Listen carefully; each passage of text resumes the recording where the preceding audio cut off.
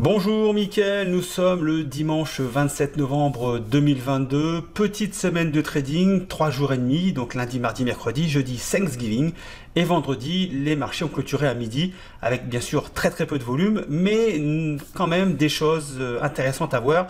Je vous propose ça juste après deux annonces. La première concerne la modification des dates pour le séminaire en présentiel au mois d'avril que nous avions prévu fin avril. Malheureusement, l'hôtel m'a informé très récemment qu'un gros séminaire avait été réservé, donc plus de place dans cet hôtel, donc l'Hyatt Roissy Charles de Gaulle. Donc nous avons dû modifier les dates pour le premier week-end d'avril, donc ça sera du samedi 1er au mardi 4 avril 2023. J'ai déjà deux personnes qui avaient réservé pour les dates de fin avril et qui m'ont confirmé pour donc début avril. Nous allons comme d'habitude ouvrir, enfin comme la dernière fois, pas comme d'habitude puisque pour l'instant c'est simplement la deuxième session que nous allons faire. Nous allons ouvrir la formation à 15 personnes puisque ce format avait plutôt très bien fonctionné au mois d'octobre dernier. Petite modification, nous allons permettre à 5 personnes qui ont pris la formation online de venir nous rejoindre pendant la formation en présentiel, moyennant bien sûr les frais de salle, etc. à compléter, puisqu'elles ont déjà payé une grosse partie de la formation option. Mais je trouvais qu'il était intéressant de mélanger des personnes qui avaient déjà une expérience dans les options avec donc un groupe de nouvelles personnes pour l'échange de compétences et d'expérience. Et donc on sera normalement 20 si on respecte les chiffres. Donc 15 personnes nouvelles dans les options et 5 personnes qui ont déjà fait la formation online qui pourront se joindre à nous donc du 1er au 4 avril. Deuxième point concernant le Black Friday, puisque on m'a posé, j'ai reçu différents emails pour une petite dizaine me demandant si je faisais le Black Friday.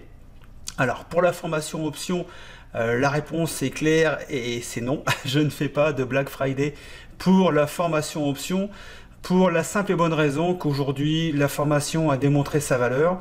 Je ne souhaite pas du tout brader cette formation puisque quand je regarde un peu ce qui se trame sur le marché de la formation, je connais en gros 4 formations options aujourd'hui. En termes de tarifs, aujourd'hui on n'est pas les plus chers, loin de là. On est allé sur les 4 formations que j'ai vues. On serait la deuxième moins chère, donc on serait classé 3e en partant de la plus chère à la moins chère, on serait la 3e, donc on n'est pas les plus chers. On a cependant des résultats intéressants. D'ailleurs, pour être très franc avec vous, sur les 4 formations que je connais aujourd'hui, nous sommes absolument les seuls à vous procurer un track record à plusieurs reprises, notamment pour 2021 et pour 2022. Donc vous connaissez nos chiffres aujourd'hui, c'est visible sur internet. Aujourd'hui je ne vois pas ça sur d'autres formateurs sur les options. Quoi vous dire de plus, j'ai pas, par rapport aux résultats, j'ai pas envie de solder ma formation, d'autant que en plus on récupère des membres d'autres formateurs qui ont payé parfois plus cher, mais qui malheureusement au bout de plusieurs mois ne savent toujours pas trader les options. Quand je vois un peu le contenu, alors j'ai pas accès au contenu des formations de mes on va dire collègues, mais à travers les différents rendez-vous que je fais, puisque vous savez que pour avoir la formation option, pour avoir accès à la formation option, il faut passer par un entretien d'une demi-heure, 1 heure ensemble pour voir si la formation est vraiment adaptée à vos besoins. Parce que vu le prix que vous payez, je trouve tout à fait normal que vous sachiez si cette formation est faite pour vous ou pas, pour pas mettre votre argent à fond perdu. C'est pas du tout le but de nos ventes de formation. Et aujourd'hui, quand je vois ce qui est proposé dans les autres formations et ce que nous on propose, j'ai absolument aucun complexe à proposer notre formation au prix où on le propose. Donc non, je ne fais pas de Black Friday pour la formation option. Mais comme je ne suis pas complètement têtu et obtus, je peux vous proposer 2 deals. Donc pour les personnes qui veulent se former à la bourse, j'ai une formation qui s'appelle une formation de pro pour devenir un pro en partant de zéro. Je précise que c'est une formation qui ne parle que des actions, on ne parle pas du tout d'options dans cette formation. Je fais le point puisque là je viens de rembourser une formation parce que la personne pensait que pour 197 €, j'allais la former aux options. C'est pas le but du tout. Donc c'est une formation pour appréhender les marchés. Si vous êtes complètement débutant sur les marchés, vous avez cette formation qui dure à peu près une dizaine d'heures. en partant donc de zéro pour, voilà, pour avoir les tenants, les aboutissants des marchés. Et puis si vous m'achetez cette formation, je vous proposerai une formation complémentaire qui est à 190 €, donc quasiment au même prix que celle-ci, 197 pour la formation débutant. Donc là, je vous proposerai, je vous enverrai en même temps, si vous prenez cette formation débutant, je vous enverrai une formation sur les penny stocks pour améliorer votre trading. Ça, vous me passez commande et puis je vous enverrai la formation. Et puis donc j'ai également une formation que je vends 297 € sur les retournements de tendance, notamment si pareil vous voulez vous initier au retournement de tendance. Alors pour être très franc avec vous, c'est surtout une formation qui marche plutôt bien sur les marchés haussiers, et sur les marchés baissiers, vu que ça baisse tout le temps, les retournements de tendance sont un peu plus compliqués à aller chercher, mais voilà, ça peut être une bonne stratégie quand les marchés se retourneront. Et justement, vu que c'est une stratégie qui n'est pas spécialement adaptée en ce moment précis, ce que je me propose, c'est de vous fournir en même temps, donc pour le même prix, une autre formation du même prix, donc une formation sur les dividendes, c'est-à-dire que vous aurez ces deux formations dans votre besace de trading pour 297 € au lieu de quasiment 594, si je compte bien de tête. Premier deal, vous voulez faire la formation débutant, je vous fournis une deuxième formation de la même valeur, donc voilà, et puis sur le deuxième deal, sur la formation retournement de tendance, je vous fournirai la formation devenir rentier en investissant sur les hauts dividendes. Voilà, comme ça vous avez votre petit Black Friday, tout le monde est content, et moi également. Voilà. Alors, maintenant qu'on a parlé de tout ça, je vous propose de regarder le marché US. Alors, qu'est-ce qui s'est passé sur cette semaine raccourcie de trading? Donc là, ça c'était vendredi, là on était mercredi, donc mardi et lundi. Donc on est revenu prendre appui ici sur la 10 jours au niveau du S&P 500. Vous voyez que ici on est quasiment au contact de la 200 jours qui elle-même est limite convergente, puisque la 200 jours est à 4055 points, allez, pour arrondir.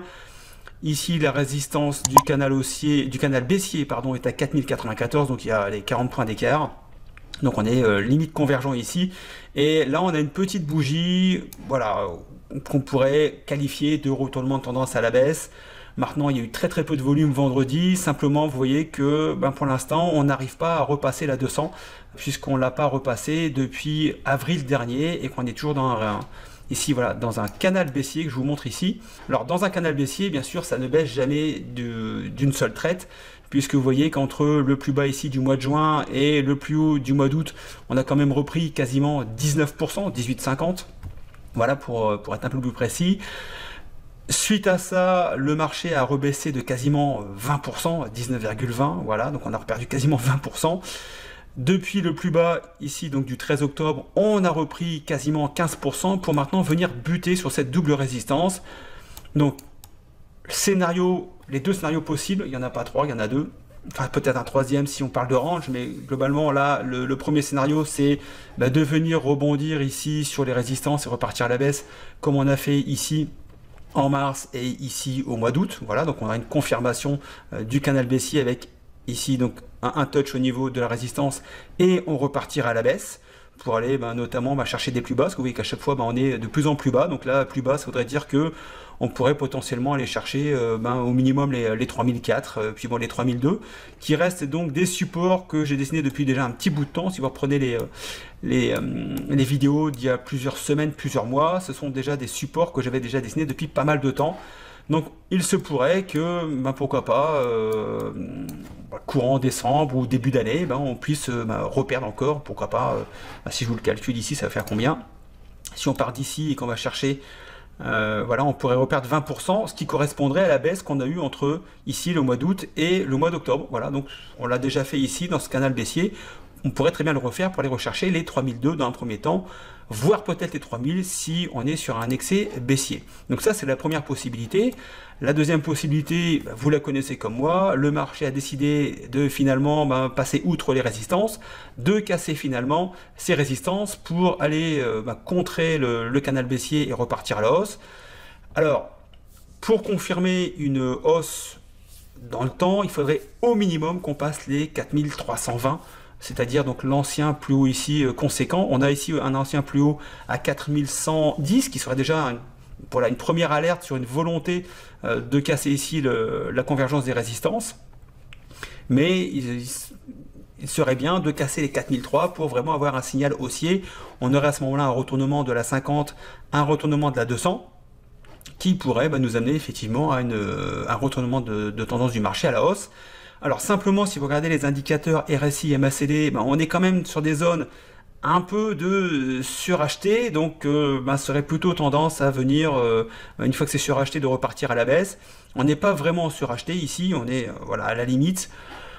Donc pour moi, à mon avis, le scénario d'ici la fin de l'année, c'est qu'on risque de ranger autour des peut-être des petites baisses entre 3008, 4000, peut-être 4100. On va essayer d'aller titiller ici un peu la résistance pour donner de l'espoir aux acheteurs et puis de revenir derrière pour baisser et puis rincer tout le monde, hein. C'est le grand jeu de la bourse, vous connaissez le principe maintenant. On pourrait très bien avoir un head fake, donc voilà, on va casser la résistance et puis derrière voilà, on rince tout le monde, on fait craquer les petits investisseurs en abaissant le marché. Donc ça, c'est une possibilité. Donc au niveau du VIX, également relativement important, puisque vous voyez qu'au niveau du VIX, donc là j'avais dessiné un support. Le support, on pourrait maintenant voilà, l'ajuster un peu, voilà, comme ça ici. Voilà, donc si j'ajuste le support, je vais sortir d'ici, voilà, vous voyez que là on vient pour la troisième fois taper ici ce support. On est à la limite ici des 20 sur le VIX, qui est une zone un peu charnière entre des marchés volatiles et des marchés qui sont un peu moins volatiles. C'est vrai qu'on a tendance à dire que lorsqu'on passe sous les 18-20, le marché devient beaucoup moins volatile. Alors que lorsqu'on est au-dessus de 20, les marchés deviennent assez volatiles. Vous voyez qu'ici, on avait comme une forte zone de résistance au niveau des 35. Alors, que va faire le VIX? Est-ce que, ici, vous voyez qu'on est sur une résistance au niveau du S&P 500, on est sur un support au niveau du VIX, donc on est vraiment sur une zone convergente de possibilités de retournement à la baisse. C'est-à-dire que là, le VIX pourrait, lui, repartir à la hausse si les marchés devaient donc secouer un peu plus dans les jours, les semaines qui viennent. Donc on aurait une convergence de direction entre une montée du VIX et une baisse des marchés. C'est une possibilité qu'il faut avoir en tête. Maintenant, on peut très bien, si le marché décide de continuer de monter, d'avoir une baisse de volatilité pour aller rechercher des niveaux autour des 18, 16, etc. Alors peut-être pas le rechercher des niveaux autour de 15, puisque on sent que le marché a quand même envie de se débattre un petit peu, mais à surveiller au niveau du VIX et du S&P 500, puisque vous voyez que c'est complètement convergent. Donc au niveau du Dow Jones, le Dow Jones, lui, est plutôt assez performant par rapport au S&P 500. Je vous l'avais déjà évoqué la semaine dernière lors de mon analyse des marchés. Au niveau du QQQ, on est toujours là par contre dans le canal baissier. Donc là, ça ne change pas. On n'a pas spécialement bien profité donc de la demi-semaine ici pour aller chercher des plus hauts. Vous voyez qu'on avait un ancien plus haut ici à 292, et pour arrondir. Et on est à 287, voilà, donc on n'a pas été chercher l'ancien plus haut, donc toujours une zone baissière. Au niveau du Russell 2000, là on est déjà ici la semaine dernière, on est toujours au contact de la 200 jours. Voilà, donc résistance également sur le Russell 2000 qui avait cassé ici. Alors on peut peut-être modifier, voilà, donc si on modifie maintenant le canal baissier, vous voyez que là on a fait un premier touch sur la résistance, et là donc on a une convergence entre la ligne de tendance résistance et la 200. Voilà, donc toujours une double résistance très difficile à passer, sauf si le marché a une réelle volonté d'aller chercher beaucoup plus haut. Concernant les secteurs, on va aller rapidement aller voir ça. Alors, vous voyez qu'ici au niveau de XLV, donc le domaine des healthcare, la santé américaine, nous avons dépassé ici cette zone de résistance autour des 135 que j'avais déjà identifié à plusieurs reprises. Ici, l'objectif est d'aller chercher les 142,50. Là, comme d'habitude, vous regardez les valeurs qui composent l'indice et puis vous regardez des valeurs qui superforment leur indice. Alors, je vais vous montrer comment on va faire, puisque la semaine dernière, je vous en avais déjà parlé et je vous avais dit que si vous vouliez savoir comment on faisait exactement, notamment pour les nouveaux, il fallait me poster dans les commentaires. Et bonne nouvelle, j'ai eu plusieurs commentaires me demandant de vous montrer comment on peut regarder si une valeur superforme son indice de référence. Donc, je vous montre ça tout de suite. Alors, vous allez tout simplement sur fidelity.com. Donc voilà, alors fidelity.com, et ici vous avez ici une barre de recherche. Vous tapez notamment XLV, donc pour le domaine de healthcare. Vous faites entrée, voilà, ça cherche. Vous avez ici, alors ils ont changé un peu leur modèle. Avant c'était ici, c'était une barre sur la gauche, donc maintenant c'est ici. Donc vous avez un onglet qui s'appelle composition, vous cliquez dessus, voilà. Et vous avez ici, en descendant, vous avez le top 10 des valeurs qui composent donc l'indice XLV, donc des healthcare. Et vous voyez que les 10 premières valeurs composent pour quasiment 55% l'indice XLV. Là, vous avez donc UNH, vous avez Johnson & Johnson, vous avez LLY, Pfizer, AbbVie, Merck, etc. etc. Et c'est très simple. Donc après, qu'est-ce que vous faites? Donc on va prendre par exemple, je sais pas moi, on va regarder si Pfizer, notamment Superform ou pas XLV. Donc vous faites ici PFE que vous divisez par XLV. Voilà, ça va vous sortir un graphe. Voilà. Et si cette courbe est montante, ça veut dire que Pfizer superforme XLV. Si la courbe est descendante, ça veut dire que Pfizer ne superforme pas le XLV. Donc c'est peut-être pas la valeur qu'il faut aller trader en ce moment. Donc on peut essayer par exemple avec MRK. Donc on va reprendre ici. Donc MRK. Voilà, donc Merck Company. On divise toujours par XLV. Ah, et là vous voyez que MRK superforme son indice de référence XLV. Donc si vous avez le choix de trader soit Pfizer ou MRK, à mon avis, il est peut-être plus opportun d'aller chercher du gain sur MRK qui lui est plutôt en phase haussière sur un secteur qui est haussier aujourd'hui, donc le XLV. Là, vous avez plus de probabilité que Merck continue de monter que Pfizer qui est plutôt en phase descendante. Donc voilà tout simplement comment on identifie une valeur par rapport à son indice de référence. Vous pouvez faire la même chose en comparant Apple avec XLK, en comparant Morgan Stanley, donc MS, avec XLF. Enfin voilà, vous prenez tous les secteurs que je vous explique toutes les semaines, et puis vous regardez les valeurs qui composent cet indice. Vous pouvez également aller chercher sur Finviz l'ensemble des valeurs, pas seulement le top 10, mais l'ensemble des valeurs qui composent le secteur, et vous vous amusez comme ça à comparer les différentes valeurs pour rechercher des valeurs qui superforment leur indice de référence. Alors bien sûr, il faut également que l'indice de référence lui-même superforme le marché. On a vu que XLV, notamment, si je reviens dessus, voilà, a plutôt une tendance haussière. Si je prends XLK, on est plutôt sur une tendance baissière. Voilà, donc en ce moment, on va plutôt aller chercher des valeurs sur XLV notamment. Donc XLP, c'est pareil, donc a cassé ici donc cette zone de résistance autour des 74, donc résistance médiane. Pourquoi pas aller chercher ici la zone des 78. XLP, là c'est pareil, vous allez chercher des valeurs qui composent XLP. Même principe, je vais revenir ici sur Fidelity, donc on fait XLP. Voilà. Vous cliquez sur composition, donc portfolio composition. Vous avez ici les valeurs le top 10 qui compose XLP. Vous voyez que là, le top 10 représente quasiment 70% de XLP. Vous avez Procter & Gamble, Pepsi Cola, Coca-Cola, Costco, Walmart, Philip Morris, Colgate-Palmolive, etc., etc. Et puis après, il suffit de regarder. Voilà, donc on fait Coca, donc on va faire KO par exemple. Hop, KO que je divise par XLP. Et là, on va voir si Coca, Coca superforme pas son indice de référence. Et vous continuez comme ça avec d'autres valeurs. Qu'est-ce qu'on avait? On avait Colgate, Palmolive, donc c'est CL. Oui, c'est Suisse. Alors, confondez pas les deux. Hein. Voilà. Donc ici, ce que vous avez, CL pour les futurs sur le pétrole. Et là, ici, vous lancez. Voilà. Et là, c'est pareil. Donc Colgate ne superforme pas son indice de référence. Donc à vous de chercher ces valeurs qui superforment leur indice. Et après, vous placez vos ordres sur le marché, tout simplement. Je vais revenir ici. Donc XLU. Hop, XLU est au contact ici de la 200 jours dans un canal haussier. Donc, bon, voilà, pour l'instant, pas de position pour nous. Hein. Cette semaine, j'ai encore fermé. Alors, cette semaine, j'ai pas pris de position. Cette semaine, j'ai encore fermé 2 ou 3 positions pour libérer de la marge, libérer du cash. Voilà, donc je profite de la baisse du VIX en ce moment pour clôturer mes contrats, tout simplement. Donc le domaine financier, donc là on est en train de dépasser légèrement la résistance. Donc voilà, le domaine financier à mon avis est un domaine à regarder pour les 6, 8, 10 prochains mois. Donc à surveiller le domaine financier, je vous donne un petit tip, c'est sympa. Au niveau de XLK, vous savez que pour l'instant sur la valeur technologique, je suis plutôt en short. Donc, je ne suis toujours pas haussier sur le domaine technologique. Le domaine des materials a bien augmenté cette semaine, vous voyez, donc belle bougie si je passe en weekly.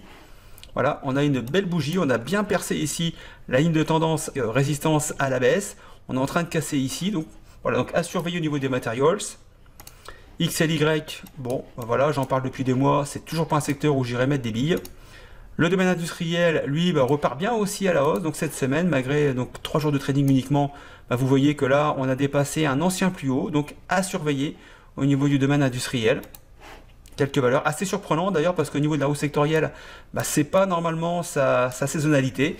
À surveiller notamment. Donc l'énergie, donc repli de l'énergie. Donc là, on est sur le double top de la zone des 94.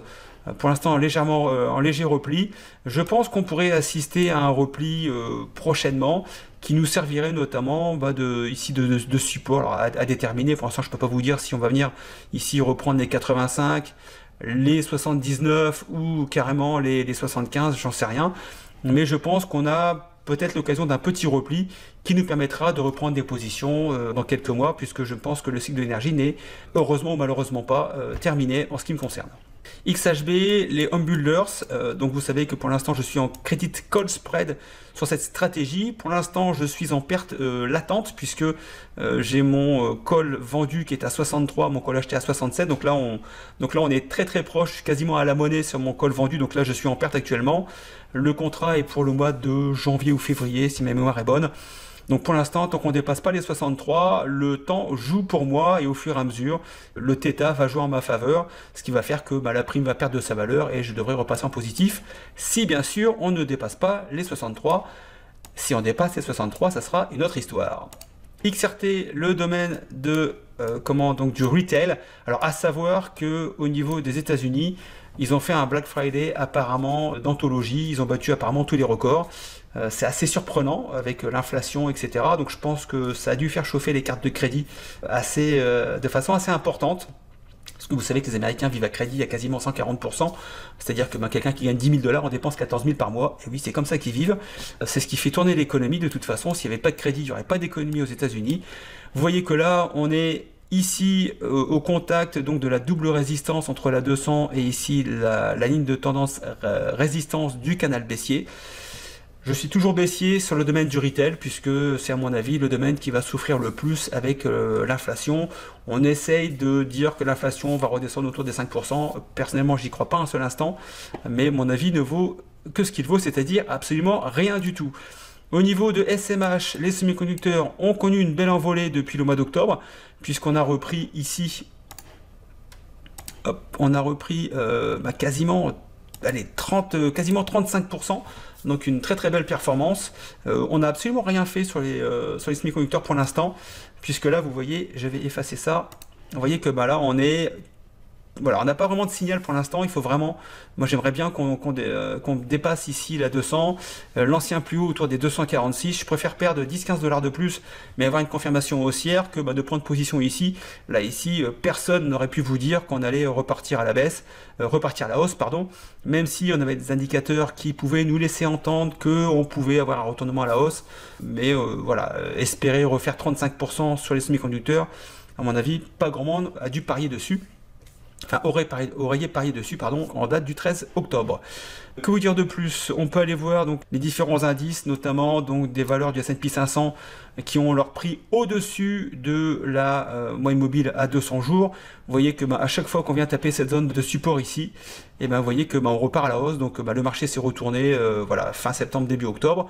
Et là pour l'instant, on a 61% des sociétés qui composent le S&P 500 qui ont leur prix au-dessus de la moyenne mobile à 200 jours. On a la même chose ici pour le Nasdaq.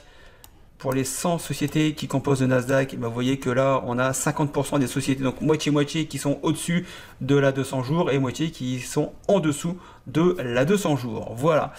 Donc, j'ai pas grand chose à vous dire de plus pour l'instant. Comme je vous l'ai dit la semaine dernière, nous on est en phase d'attente, on solde nos contrats, on va laisser aller clôturer nos contrats tranquillement sur l'échange de décembre dans 3 semaines maintenant.